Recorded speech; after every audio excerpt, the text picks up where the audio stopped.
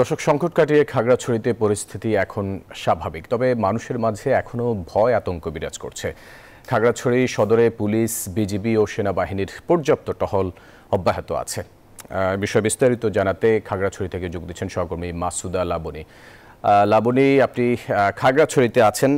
খাগড়াছড়িতে বসবাসকারী পাহাড়ে বসবাসকারীদের মধ্যে একটি সংকট তৈরি হয়েছিল। এই সংকট নিয়ে সাধারণ মানুষ কি বলছে, আর এই মুহূর্তে আইন শৃঙ্খলা পরিস্থিতি কেমন দেখছেন?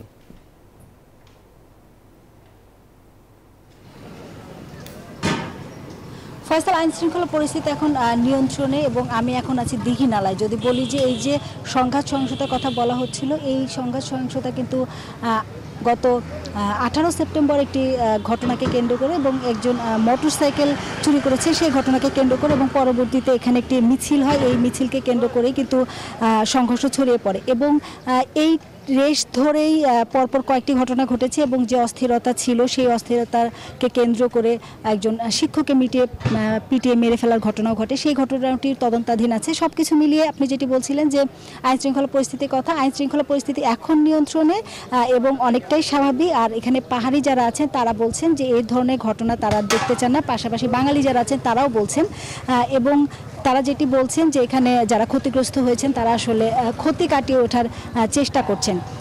পাশাপাশি যারা পাহাড়ি আছেন তারাও বলছেন যে এই ধরনের ঘটনা যেন না ঘটে, সেই বিষয়টি যেন প্রশাসনের পক্ষ থেকে, আইন শৃঙ্খলা বাহিনীর পক্ষ থেকে সজাগ থাকা হয়। এবং আইন শৃঙ্খলা বাহিনীর পক্ষ থেকে আমাদেরকে জানানো হয়েছে তারা সর্বোচ্চ সতর্ক অবস্থানে আছে এবং সেনা যে টহল সেই টহলটিও কিন্তু বাড়ানো হয়েছে। সেটি খাগড়াছড়ি শহর থেকে শুরু করে যদি বলি দিঘি নালা বা অন্যান্য যে জায়গায় অস্থিরতা বিরাজ করছিল সেই জায়গাতে টহল বাড়ানো হয়েছে। তো সব কিছু মিলিয়ে পরিস্থিতি স্বাভাবিক। এছাড়া আইন শৃঙ্খলা বাহিনী অতিরিক্ত সজাগ অবস্থায় আছে। ফয়সাল, এই ছিল আমার কাছে সবশেষ।